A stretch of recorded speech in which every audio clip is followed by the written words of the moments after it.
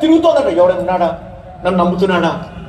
ఇప్పుడు కూడా అంతే, చూస్తున్నాడు ఎవడైనా ఉన్నాడా, నా మాట నమ్ముతున్నాడా, విశ్వాసం చూపిస్తున్నాడా, వాడి ఎడల ఆయన శక్తి కనపరుస్తాడ. అది ఒకటే సోర్సు. అందుకే ప్రార్థన చేయి. ప్రార్థన ఏంటంటే మామూలుగా విశ్వాస సహితమైన ప్రార్థన కాకపోతే దాని విలువ లేదంట.